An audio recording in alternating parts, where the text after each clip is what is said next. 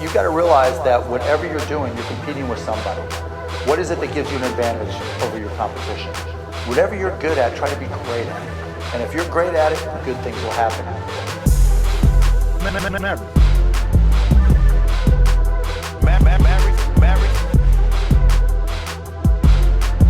Maverick.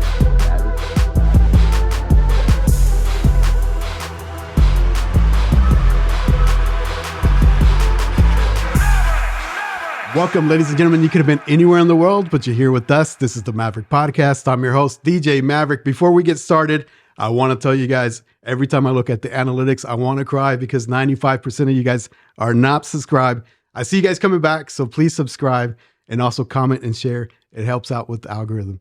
Today, we are rolling out the red carpet. Once again, we have a rock star in the building, the one and only Gabby Hayes. Welcome to the podcast. Hey, Luis. So nice to be here with you.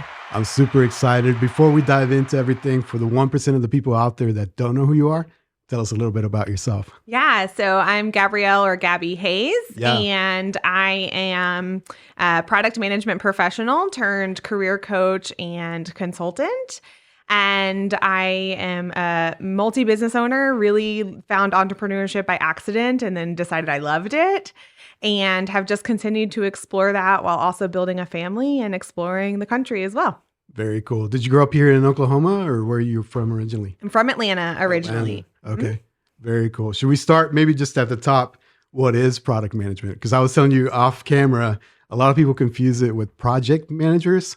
They assume that we manage projects. They also don't know what product is. Even I think a lot of companies that are new to product, even within their leadership, they don't understand what a product manager does. So maybe that's a good place to start. What do you think? Yeah, absolutely. I say even if you are a product leader, you probably haven't seen product done well. So you're still figuring it out along the way.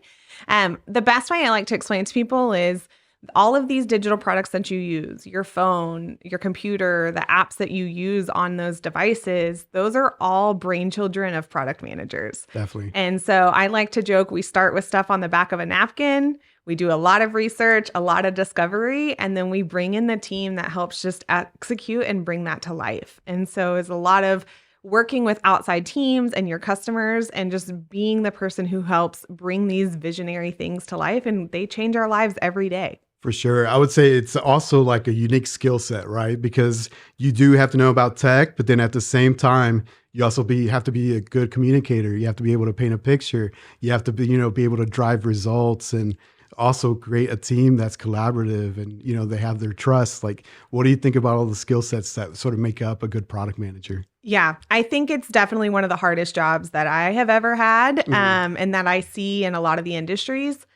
And it is because of that, because you have to be multifaceted. You can't be strong in one area and completely weak in the others. Yeah. And that makes it really challenging. But I also think it's fun because there is no right or wrong way to do it. And so you're getting to really get that exposure to all these different things and learn from different people along the way, which is fun too. Yeah, I would say probably stereotypically, you would think people in tech are sort of introverts. They don't like people. But I think to me, if you want to be a successful product manager, you kind of have to like people. That's right. Yeah, you're going to be a good storyteller and you're going to talk to a lot of people a lot of the time. Yeah, definitely. So tell me, how did you get into product? Because I think everybody has a unique pathway that led them to product. And if you share yours, I'll tell you how I got into product. I was about to say, I wonder how close yours is to mine because most of us fell into it by accident. Yeah. Most of us weren't intending on becoming product managers. We didn't, grow up and go to school and that was our dream career. Luckily, there are some degree programs coming out now where you can have an intentional career, but it wasn't always that way. So I was in corporate healthcare for a very long time and I left to go work at a healthcare fintech startup. And I was supposed to be working in implementation, but when I got there, the product didn't work. So there wasn't anything to implement. And so I got a real crash course into how do you find bugs, how do you find what's broken, and how do you talk to the customers to figure out what we have to fix. Awesome. And so from there, I've done everything from consulting with Apple to launching other startups and kind of everything in between.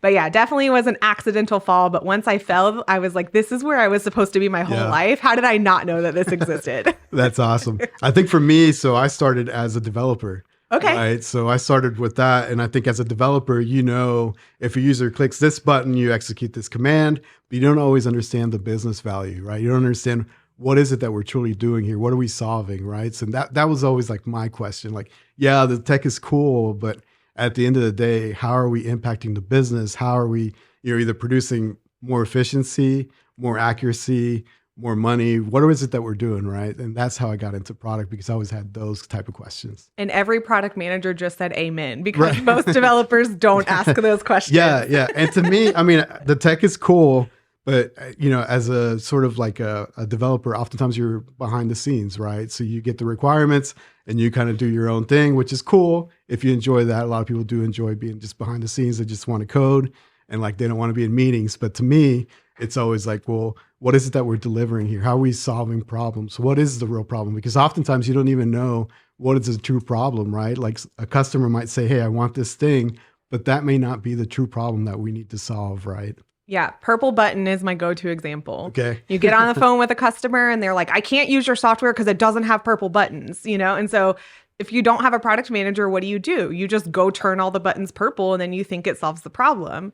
But a product manager is there to keep asking why, to figure out what's the actual problem that they're trying to solve with our software. And then we can go figure out what the solution may be. Yeah, definitely. And I think as a product manager, the other thing that you're also doing is managing the roadmap, managing the stakeholders and all the wants and, everything. Everything's like the most important thing for them, right? It's like, we got to do this. But as a product manager, you have to figure out based on the data, based on what the users are actually needing, what should you work on, right? You always want to work on the most important things at all times, I would think. Yeah. And I think we have a chronic problem in the industry where there's multiple number one priorities. And definitely, by law of numbers, that just literally can't happen. And so one of the strongest skill sets that I think a product manager has to have is the ability to push back and say no in a very respectful and data-driven way. But yes, you have to guard your product and your roadmap and what you're actually going to focus on. Yeah. I remember working for the federal government as a developer, and they were waterfall. So there's this big project. And for those that are not familiar with waterfall, you basically work on requirements forever in 2 days. And supposedly you figure out all the requirements, which I think is impossible, right? Figuring out all the requirements. So we worked on the requirements. They bought the hardware, right? The contract was awarded. They brought the hardware. By the time we actually started the project, the hardware was outdated. Yeah. Right. And to me, that's like the example when I tell people how frustrating it is to not be, working on the right things at the right time. That's like a prime example. You spent all this time on requirements and now you've got outdated technology before you even roll it out. Yeah. And I think on the flip side of that, we see in Agile now, we've got people that are spending far too much time in meetings and they're still not building. And so it's, really, I think for every team, they have to figure out what is the flow that works for them. Some are going to move faster than others. Some are going to release faster than others. But you're right. If you're keeping the problem at the core of everything you're doing and making sure it's solving it for the customer, you're golden. Yeah, definitely. So how do you stay on top of sort of product, right? Because product, I think, keeps changing all the time. There's different trends, different methodologies. And I think, like you said, every company sort of does product a little bit different, which I can agree to in certain, circumstances. But then when people say like, we do our version of Agile, I'm like, that's not really red flag, right? Like that's a red flag for me, right? Yeah. I think right now the best is the best time because you have access to the internet. You have access to resources that we wouldn't have had, that I didn't have when I started product. When I started, if I wanted training, I had to go find someone because they weren't readily available. Yeah. And then spend, crazy amounts of money in order to get training and get support. But nowadays, you can go on LinkedIn and you can sign up for newsletters or just follow creators who are in this space.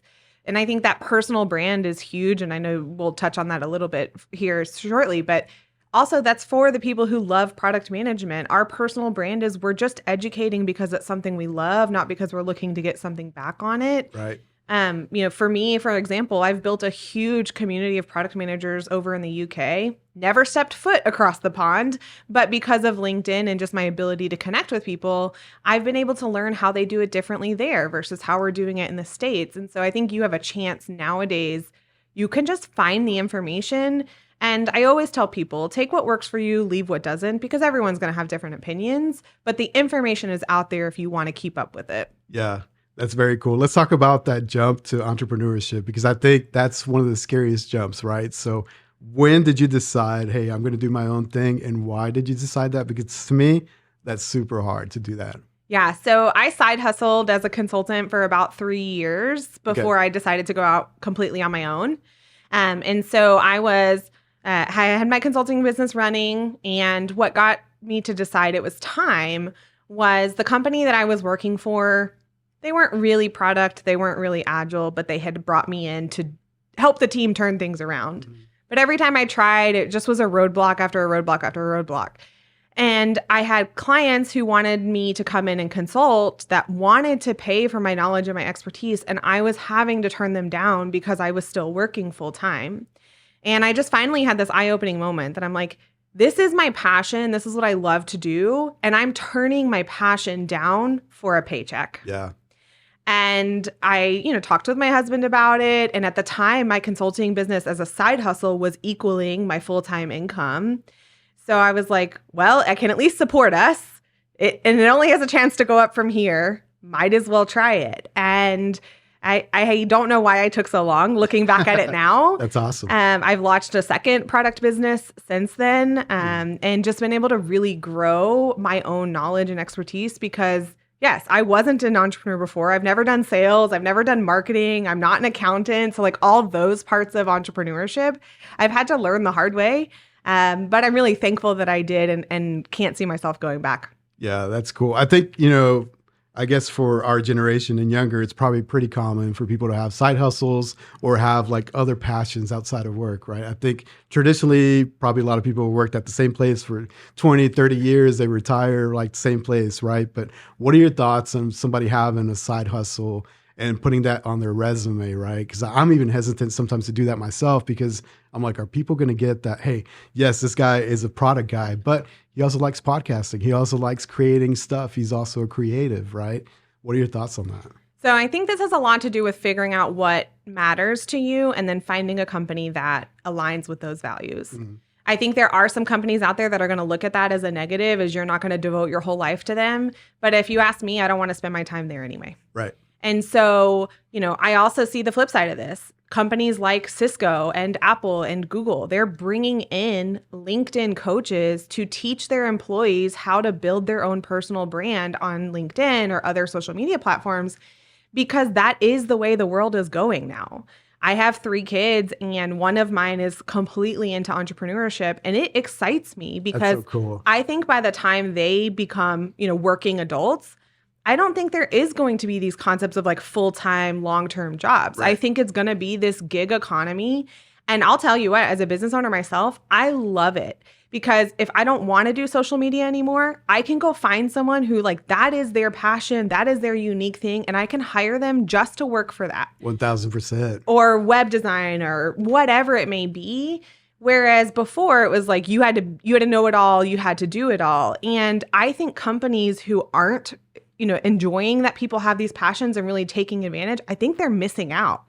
They're taking a lot longer to learn these lessons around the algorithm changes and the marketing changes and those things versus just go hire someone who's chasing this every day because it's their passion. You're going to learn much faster and get the job done much quicker. Yeah, I would say a lot of companies should embrace people that do have side hustles and they do have other skill sets because why wouldn't you want somebody that also has all these passions and skill sets to share that with your company?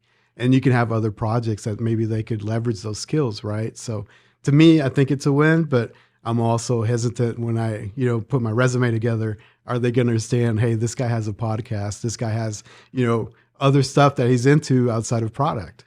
Well, and I think especially in product, like I look at your success with the podcast. You can't tell me Luis isn't good at building a product from 0 to 1. Look what you've done with this podcast just since COVID hit. I mean, you've proven with your own passion and your own money that you can take a product from 0 to 1. So to me, if you're a startup or a growth stage company, you're a no-brainer for what you bring in to help us do the same thing for our product. Yeah. I hope everybody that's watching listens to that because I think another thing that happens too is with ATS systems, I think they're broken. You tell me what your thoughts are on that, but just alone, like why it's 2024. If I upload my resume, why do I still have to re-enter all the information that just uploaded, right? I still see that to this day. Number one. Number two, also the ATS system can't put sort of points together, right? Like it just knows like, hey, did I find like X number of years in this role? Check. Did I not?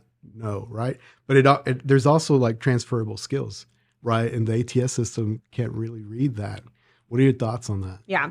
Look, I think our entire recruiting process is broken. It's specifically why I made the transition in October to focus on career coaching for product managers, because I wanted to be that safe space for people in our industry who, one, need to figure out who they are and where they want to go, but B, how do they navigate this extremely broken system? Yeah. And an example of that is I have a client who actually asked me directly to take a full-time job with them. And so I had to follow the process and apply. The recruiter in the ATS system denied me, said I wasn't eligible for the job. That's what I'm talking about. But I had been consulting with them for 6 months, and the CPO himself asked me to apply. Like, so tell me a system knows better than a person. It's just not true. Right. But I also understand on the flip side, the volume of applicants right now, and product is a hot industry that people who've never stepped foot, like you said, they don't actually know what we do, but they think it's just a fun, cool job that makes a good salary.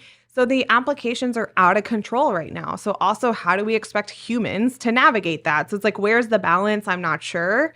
But I do know it's broken, and I hope I can help affect just a little bit of change. Yeah, no, that's really cool. I definitely have ideas around sort of ATS systems and where they should go in the future. I don't know if you want to dive into that, but I think it would be cool if ATS systems were on the blockchain. I don't know if you're into crypto and NFTs and anything like that, but I think a resume should be on the blockchain in the future. That's actually interesting. I hadn't thought about that, but could be a really unique, process. And especially certain companies, right? Not every company has to use it, but ones who are innovative and are moving fast, that's probably where they'd want to go, because then they're capturing the people and the candidates who are also in that same thought process. That, and also it's authenticating, right? So you could say, hey, this is the true person that I'm meeting with. You can authenticate their job experience. Like, all that is like authenticated. It's on, the blockchain, and also it's standardized, and you don't have to re-enter everything, right? So it's automatically updated. I think there's a lot of potential for that. But I'm an idea guy. I don't know if you're the same way. I always have different ideas, and I'm just like, sometimes I feel like I'm boxed in. I've got too many ideas, and I don't know which one to pursue. Yeah, I sympathize with that. I have a running joke with my best friend that I'm like, if she's my assistant, and I tell her all the time, if something catastrophically happens to me, don't let my phone go unused. Get somebody to unlock it and get the notes out of there, because there's millions of dollars of business ideas in there, and someone needs to do something with them. That's awesome. That's very cool. So you decided, hey, I'm into product, and I now want to help other product managers land sort of their dream jobs. So is that kind of where you're pivoting your entrepreneurship into that direction? Yeah, so I have 2 separate companies, but one of them I do strictly career coaching, and basically I call it confidence prep. Okay. I get you ready before you start spending hours upon hours with these stupid ATS systems and entering your resume over and over. But let's narrow down what you really want to be doing. Every product manager job is different. Every environment is different. So let's get really clear with what that looks like for you and your dreams before you start spending that time. And then on the other side, I help when people are ready to actually exit their product career and they want to start their own coaching and consulting business.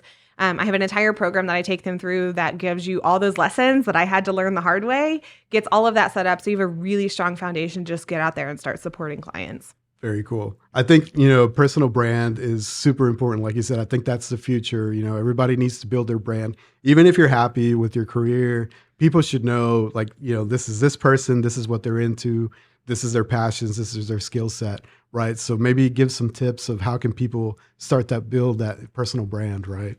Yeah, I think, nowadays it's not that difficult because we have it at our fingertips, literally, right? It's on your phone, it's on your watch, it's on your computer. And so if nothing else, I look at it as, how can I help make an impact in this world?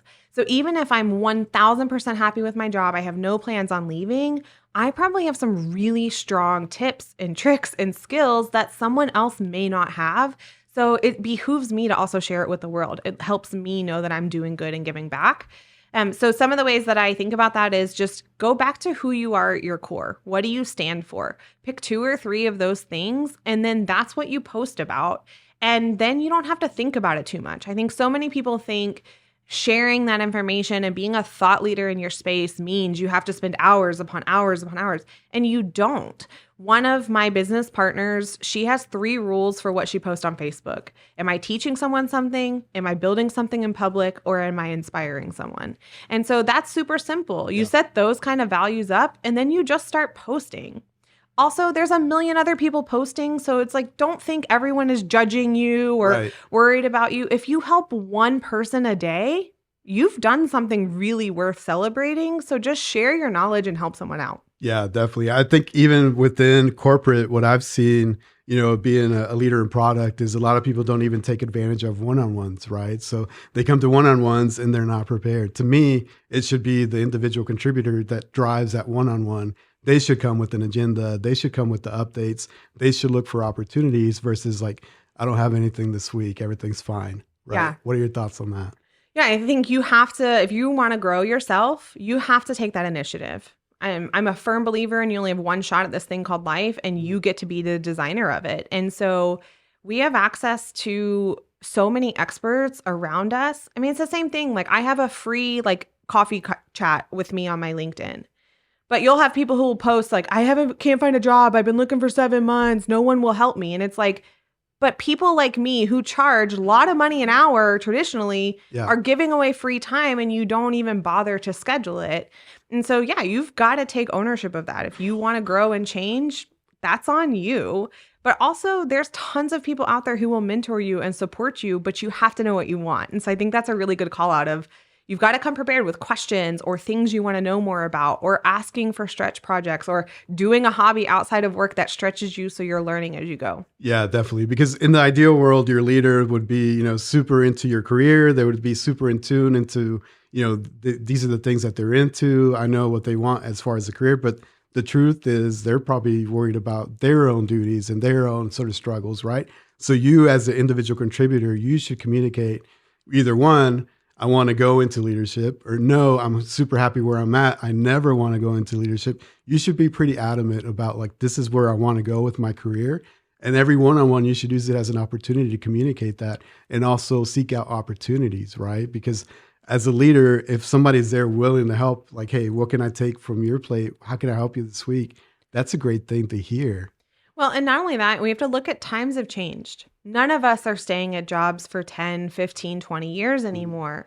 So not only are those leaders probably worried about their work, their load, their role, they're also considering what's next for them in their life. For sure. And so that's why it's really, if you think about building those relationships, as those leaders leave the company or you leave the company, that doesn't mean they stop being your mentor, that you can't keep learning from them.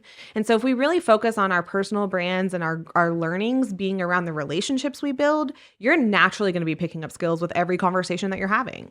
Yeah, definitely. I think, as a product manager, you're always having to worry about sort of your own individual projects. But at the same time, you should also be looking at the bigger picture, right? Like, what is the company overall struggling with? Or what are the opportunities? What are the competitors doing, right? So there's opportunities on both of those sides, right? Yeah, that, and, I definitely think that businesses have missed a mark where they're setting separate goals for product than they are for business. For sure. I think your product strategy is your business strategy and vice versa. But if you're in a company that they are two separate things, get to know the business strategy a little bit. Figure out how can your products help support it. Because ultimately that means you're going to be more successful in that role. And even if you don't stay there long term, you have that success to take with you when you go to the next role. And one, that's a huge confidence boost for yourself to know that you were able to successfully do that. But two, those are some great metrics to put on that resume for the ATS system to attempt to pick up. Yeah, for sure. So what are your, you sort of help out with career advice, but do you also help out with product related advice? Like, let's say I'm like, hey, I want to talk about roadmaps and how to build out a roadmap, how to make a roadmap that's data driven. Is that something that I could talk to you about? Yeah, I do it less and less as a paid service. I've intentionally stepped back from direct team consulting so that I can focus on the career space. But I do still have a couple clients that I'm direct consulting with. And listen, this is my passion. So it's something I'm always learning. And that's why I share what I share on LinkedIn, because if I've learned something, let me share it for someone else to learn.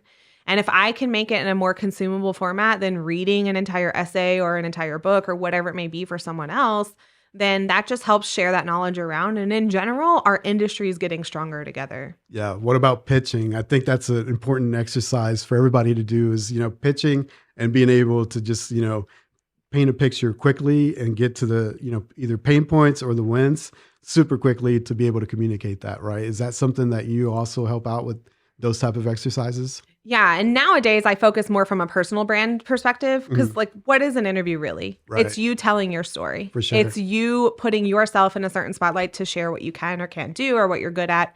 And so I really focus now around how do you pitch yourself? But those same skills carry, like you said, it's how do you be a good storyteller? And, the reality is that our world's getting shorter and shorter with our attention spans, and you go on Instagram, right? It's like today it's 6-second videos, right. and tomorrow it's 5, and then it's loops, and then but it's all very short and concise information. And so our storytelling skills have got to change with that to where we can see how quickly can we pinpoint that. I have a client right now that I'm sitting in some of these alignment calls with them, and they're trying to go over what's out of the box with their product and then what are customizations. These are internal teams, but there's a challenge when it's a 30-minute meeting to say, here's the demo of our product and what happens out of the box. People are not paying attention. Right. Now you basically work from wherever you want. So I think that's super cool. Tell me about how did you get there and maybe some of the tools that you use, because I think that's super cool. Yeah. So I think I've always been a little bit of a gypsy at heart. Yeah. I'm from Atlanta, but I've lived in Colorado, Minnesota, Oklahoma, Florida. I'm kind of all over the map. Wow. And one of it has been just pure experiences. I've always felt like there's more out there and there's more for me to learn. And so the different places I go force me to be adaptable to different situations. And I really like that. I think it's added to my resiliency for things I've had to experience in life. But also it just means that I can work wherever. And so I'm not afraid of my schedule. I'm not afraid of my work anymore. Now, that doesn't mean I don't still get myself caught up where I schedule a flight while I have a meeting and then I'm scrambling to figure that out. Calendar management is hard, but some of the tools I think are really figuring out my systems. So, what tool am I using to sync all of my calendars together? Today, presently, I have 7 different calendars because of having calendars with clients and different companies. And so I have to keep those in sync so I'm not double, and triple booking myself. Yeah. But also being really honest. Like when I went out of office, last week, I put my out of office up. I'm out. I'll be back on the 10th. And, here's how you get a hold of someone if the world's burning down and you absolutely need something. Otherwise, when I get back, I'll reach out to you. So I think it's just really setting yourself up to be able to move around and set that space up for you and how you need to work. It also helps that I have figured out I don't do good work, like deep work during the day. And I don't do good deep work sitting at a desk in an office chair. Wow. So It works out for me. As long as I'm in a house that has a comfortable chair to sit in and I can do my deep work at night, it doesn't matter where I'm at, I can get it done. That's cool. So the traditional office space corporate area wouldn't have worked anyways. So you kind of had to be an entrepreneur to function like you do, right? Yeah. And I didn't discover that until I went into entrepreneurship. But I can tell you most people that I know in my professional life are like, you run circles around most people. And it's like, well, yeah, because I have figured out what my focus time looks like, what my deep work looks like, and I know how to set myself up for success now. Yeah. So when you were in those corporate roles, what did you feel like? Did you feel like you were suffocated? Did you feel like you were miserable? Like it sounds like now you have this freedom and you enjoy working whatever hours you want to work because when you're more productive. But when you were in that corporate, you had to be there 8 to 5 or whatever. What did that feel like? Yeah, definitely suffocating. I mean, there was one side of it where I just wanted to learn. I wanted to grow. For a long time, I really thought chasing the corporate ladder was what I wanted to do. So I was willing to do any and everything. But at the time, I was living in Atlanta. And for anyone who's not familiar with Atlanta traffic, I was driving 3 to 4 hours a day to and from work. And so when you look at what we've all lost in times with each other over, the pandemic, 3 to 4 hours a day is a lot of time to lose. And I remember at one point when I was pregnant with one of my daughters, just crying in the car almost daily because one, I had to pee 750 times on that 2-hour drive. Yeah. But two, I just felt like I was stuck. Like there was literally nowhere I could go. I was stuck in the car. I was stuck in the road with all this traffic. I was stuck at this job, and nobody should feel that way. Yeah, definitely. I don't know, there seems to be a pivot now to return to office, but I don't really get the struggle of like you have to be in office versus not office, because the metrics, the data, they don't lie, right? So you can tell if somebody's being productive or not. And regardless whether it's physically sitting there, I don't really think that it matters, right? Like the data doesn't lie. No, I think honestly, all of that is a shield for the leaders of today because they don't know how to build teams. They don't know how to take care of their teams as people. And if they were good at it before, it was because they were good at pizza parties and planning happy hours, right? It wasn't because they were good at actually getting to know their employees and building this safe space for people to explore and be themselves. Yeah, definitely. I think that's the future. And like you said, these cross-functional teams are like going to be a normal thing, right? So I think it doesn't matter. This person is in Europe, this person is in Mexico, this person's in the US. You can still build a super productive team. It doesn't matter whether you're there physically. Yeah. Right? And honestly, with the capabilities we have for remote work now, why would you not want to?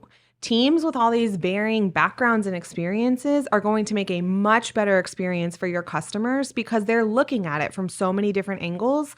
So why wouldn't you want to take advantage of that? Yeah. You think that we're going to see a pivot back to people being remote friendly, or you think it's going to be sort of like a return to office for a few years still? I think we're a few years away. Yeah. I think until the younger generation really starts to be at the head of these companies and running companies, I think we're going to be a few years away.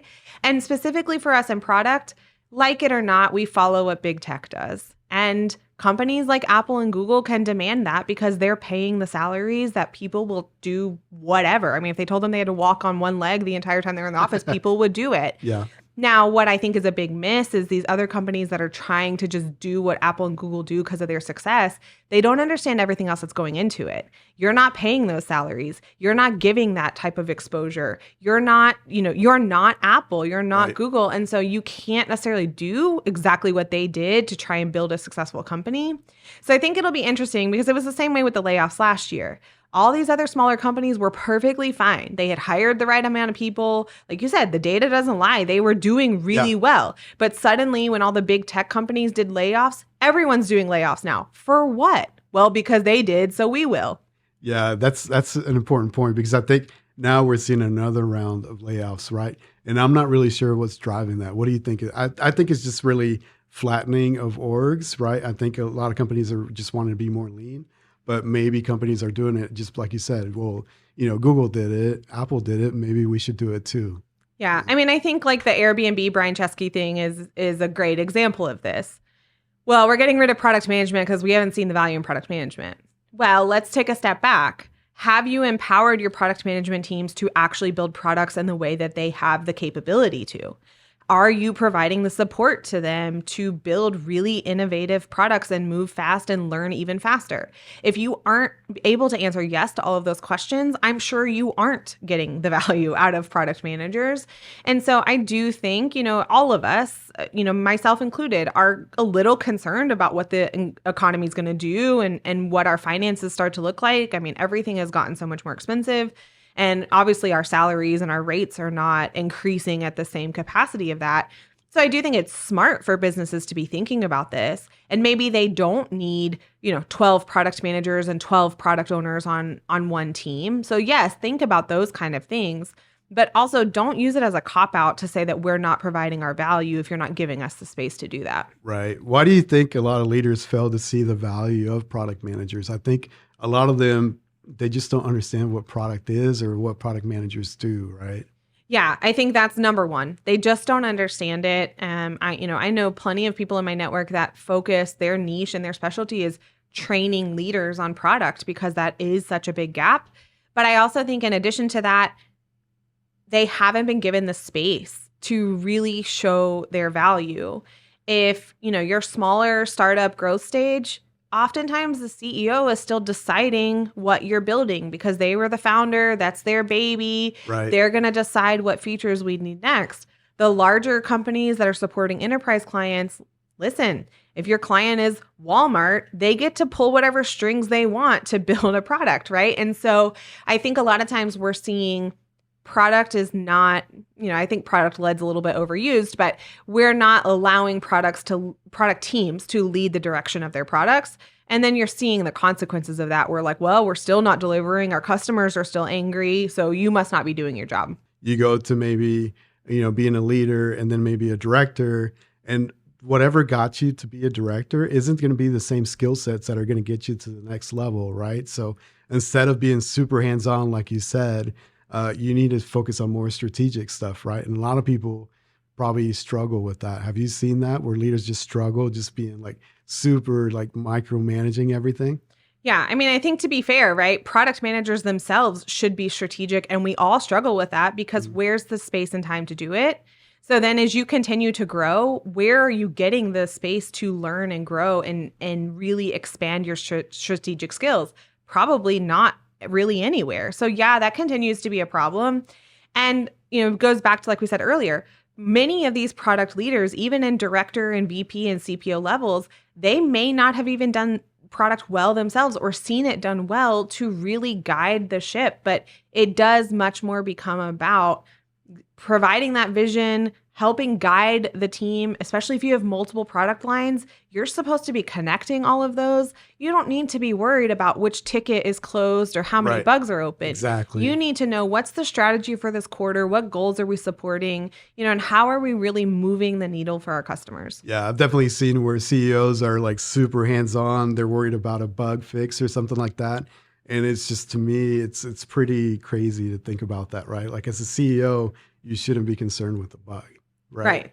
What are some of the maybe tools that a product manager can do to prove value, to say, hey, this is what my role is doing here within the company? So the first thing I will say is really figure out what matters to your leadership team. And if it is OKRs and KPIs, start talking that way. Yeah. When you're talking and doing your one-on-ones or you're doing your demos or you're presenting what happened in the last sprint, tie all of it back to what matters to them. Now, that could be right, wrong, or indifferent, but if you want to be able to really build that relationship with them, you have to speak the language that they care about. The other thing is just go spend time with your customers. I don't care what walls and bricks you have to move. Figure out how to spend more time with your customers, because you are inevitably going to make all the leaders happy when you have better renewals, you have more signups, whatever your kind of measurement is for your product.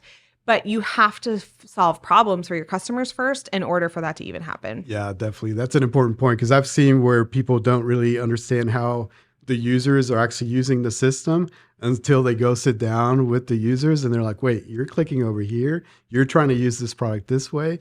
Like that's not what its intended use was. So maybe that's not how it was designed to be used. But clients, oftentimes they sort of like develop habits or just intuitively use the product a certain way. And if you're not talking to your clients, you're not going to understand some of the roadblocks that they're facing, right? Yeah, I mean, one of my favorite examples of that is I had a client that was rebuilding their website and really put a lot of time and effort into it. And they built this really beautiful landing page of this dashboard for customers. And it had all these data, driven graphs and things that they thought customers were going to land on this page, make instant decisions, and keep on rolling. And we watched probably 15 people before we rolled out this website.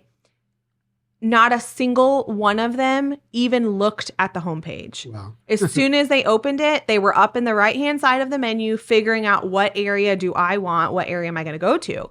It's like that was a prime example of why we do these scrappy MVPs or even just take prototypes out and get that feedback. Because if we had spent the time building this entire thing and like having a huge go-to-market plan and then no one even looked at the homepage, I mean, that's so much real estate we could have lost and wasted. Yeah, definitely. I think it's also important to understand where the client is going to be using your product, right? Are they going to be on mobile mostly? Are they going to be on desktop? Are they going to have fast internet? Maybe not internet. Maybe they have to go to Wi-Fi to use the product, right? Like I think understanding where the end user is going to be and how they're going to use it is super important as well. Yeah, their environment definitely matters.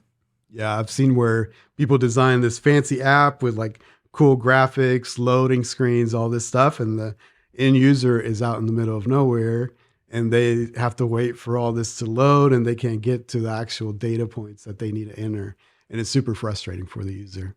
Yeah, it's also interesting. Personally, I'm realizing I'm becoming part of the older tech generation because I went to go test out this like AI sales page builder, and I was like, great, this will be fun to test out. I signed up for it. Well, they only have an app. They do not have access on web. Well, as a business owner, I'm on my computer sun up, sun down, right? Like that's where I do my work. So I ended up canceling because it didn't meet my workflow, but that's no shame on them. Right. I'm not the right target customer for them. Yeah, definitely. I think, like you said, spending time with your end users, super important, getting that direct feedback. What about, as far as like building a great productive team and understanding each other and building that trust? What are some of the key points there? Yeah, I'm going to use an overused word, but just because people will relate to it, psychological safety really freaking matters. Yeah.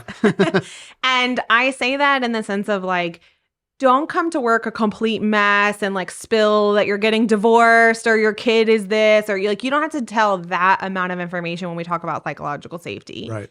But can you speak up in a team meeting? Can you push back? Can you, which is my favorite part, can you throw the most wild idea on the table and people actually consider it because they trust that you're doing what's best for the team and what's best for the product and the company? And so I think that's the first step, is building this safe space where people can really explore and learn and grow. That's how you start to build those high functioning teams that can move the needle. The other thing is I always teach teams, do a ways of working session. Doesn't have to be a regular ceremony or a regular meeting, but I always say when you're forming a new team and something major has changed, do that type of meeting, because that's the type of meeting where I ask people, do you have to take kids to school every morning? If so, I'm not scheduling an 8 a.m. meeting with you. Do you need prayer time every day at a certain time? Then don't schedule a meeting with you there. But so many people don't even feel comfortable bringing that up at work because they're fearful of what that looks like to ask for what they need. If you just let people speak up for what they need, they're going to work 150% harder on the times that they're available. And so it's just allow people to be people. And I think, for so much of business, we've gotten away from, there's literally people on all sides of the process who are using our products, who are building our products, who's paying for our products. Like all of it is people. And so that's how we have to look at this entire situation. Yeah, definitely. Now that you're on the other side, sort of, do you see companies struggle with hiring product managers? Like what made you sort of like go into this space? Yeah, I went into it from a place of anger, and I'm glad I've gotten away from that now because it clouded my vision of what I was going to provide and how I helped to make an impact in the industry. But what I realize now is it's a lack of education. For hiring managers, they're oftentimes waiting too late to hire a product manager. So by the time they decide they need a product manager or owner or anyone, designer or anyone on the team's already on fire. So they call up the recruiter and they're like, I don't care, just find me a product manager. Right. And so then the recruiter's using this generic job description. That's what I always see. Yeah. And then you read the job description. What do you see? You're like, wait, is that a project manager? Is that a program manager? Right. Is that a scrum master? Like, product owner? Yeah. What kind of job is this? And it's not the recruiter's fault. They don't know our job. Our industry, compared to every other professional industry out there, is still very, very new. And so recruiters aren't familiar with our role and what we do. So if they're not being provided very clear information from the hiring manager, they're taking a big stab in the dark when it gets to them going through and screening candidates. To the point that I created a recruiter's education guide, literally, that just helps them. What is a product manager? What should you be looking for on a resume that's not a vanity metric, but an actual success metric? What are some definitions of the tools that we use? Because I realize that's what the gap is. It's education. It's not necessarily that they want it to be as crazy as it is. They're just doing the best they can with what they have. And so I think that that's a big part.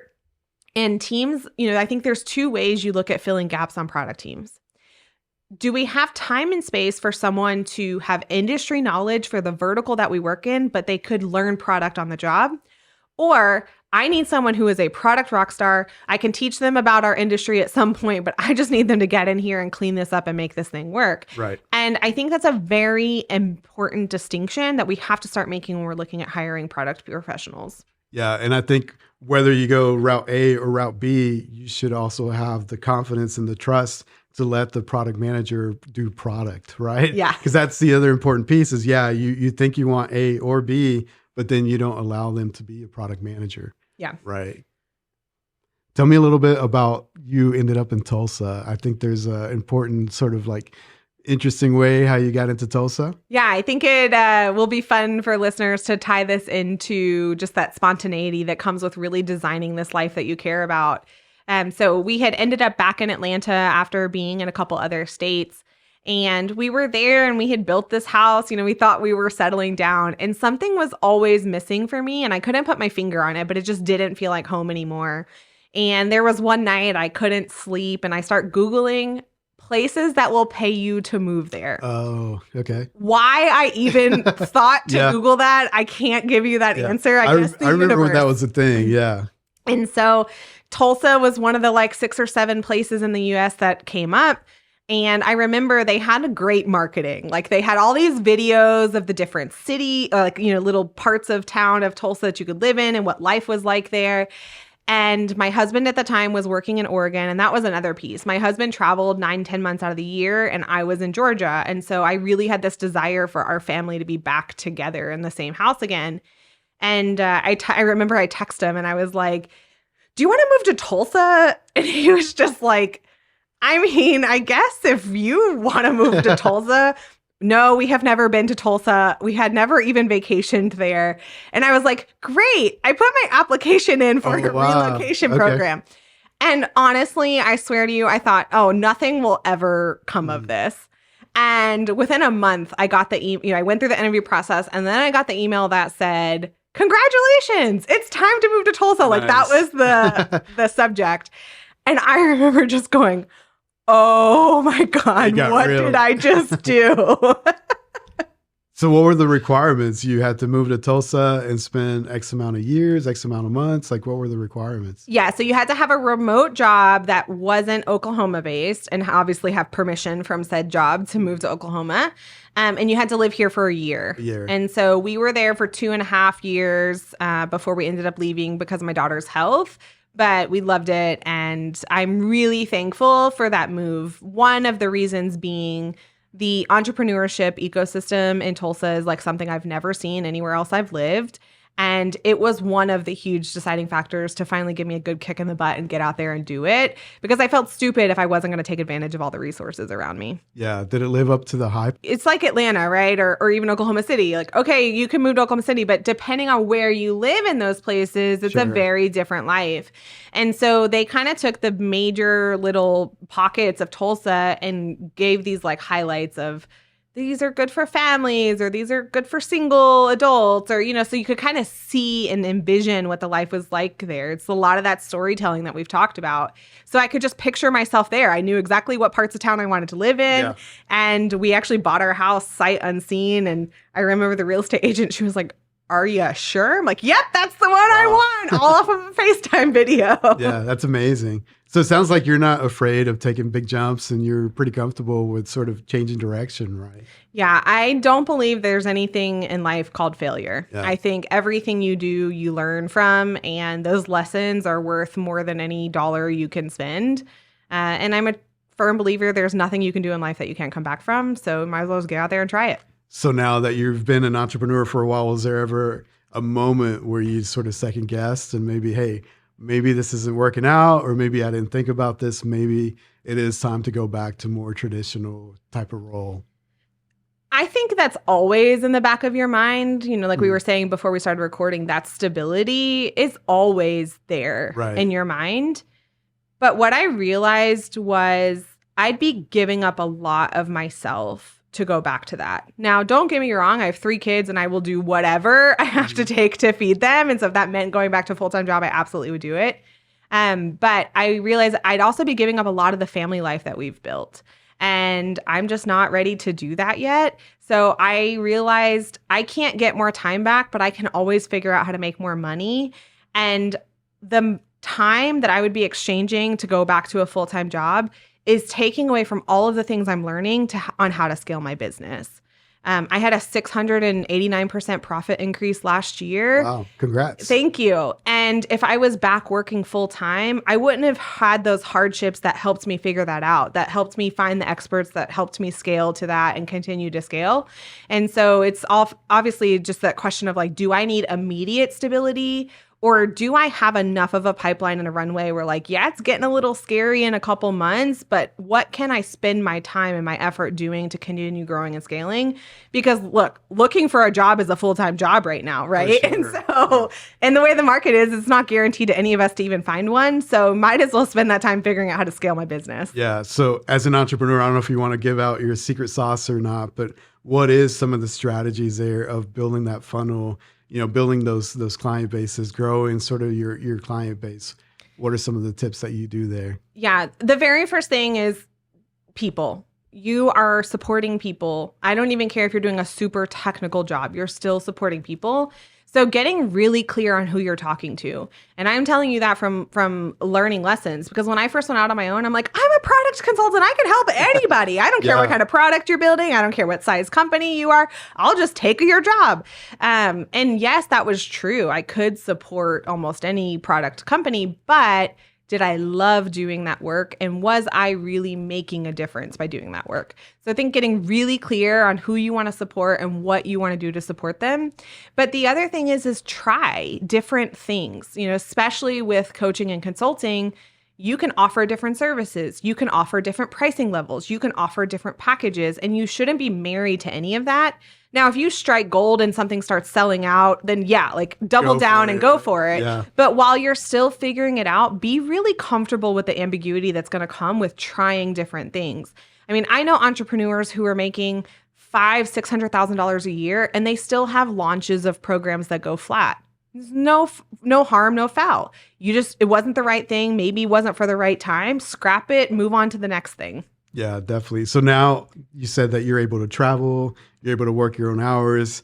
Do you have a sort of RV or a van built out with an office? We haven't pulled the trigger yet. Okay. We joke that my husband always says I have a mom bus. So I have a big old Expedition Max. That's kind of our travel vehicle. Cool. It's got a plug in it. So my husband drives and I plug my laptop in and I just work on my hotspot. Okay, got it. So what are some of your goals for your business? Brand new year. I'm sure you have an agenda of like whether that be increasing, revenue, increasing clients, or just finding a better fit. What are some of the goals that you have for this year? Yeah, so my one company is going through a relaunch and rebrand right now, all based on learnings from last year. So we're scrapping a lot of the things we did. We're doubling down on the one program that actually really worked. So we're just rebranding so it aligns with that. So I'm really heads down on that right now, trying to get that done as quick as possible. But beyond that, I'm actually looking to add 5 more businesses to my portfolio that I can help scale operationally and be a part-time owner in. And so I'm really just expanding my network and finding what are those businesses that support my mission of being intentionally impactful, and how do I add those businesses to my portfolio. That's really cool. A question I always ask the guests is, if I pull up your playlist, who am I going to find on your playlist? So sort of a fun question. What type of stuff are you listening to currently? Odessa and Glass Animals. Yeah? Okay, Yes. Cool. Have you always been into that type of music, or you've recently discovered them, or what? Recently, so I went to my first music. I think I've always been into music, and music has always helped me get through my work, when I really need to be heads down. But I discovered music festivals into my 30s, married with kids, and I was like, why haven't I been doing this my whole life? Yeah. So that's kind of my getaway, my thing. That's really cool. So I want to give you your space to plug in. Where can people find you? Maybe, sort of mention some of the services that you provide so people know where to look for you. Yeah, absolutely. So I'm most active on LinkedIn. You can find me there. And the biggest service that I offer is a career prep sprint. So it's around that confidence building. We launch a new one at the first of the week of every month. So you can hop in with us at the beginning of every month. And then I'm also on Instagram at highly.inquisitive. And that's where I more talk about that intentional living and really building this life that you really want to show up and enjoy every day. Very cool. Well, I want to thank you for being on the podcast. You're always welcome. I think we could geek out about product all night, but I know you're super busy. So I want to thank you for your time. Thanks, Luis. It was so fun to be here with you. Awesome. There you have it. Ladies and gentlemen, the super talented Gabby Hayes on the Maverick Podcast. Keep grinding because in dreams, we trust.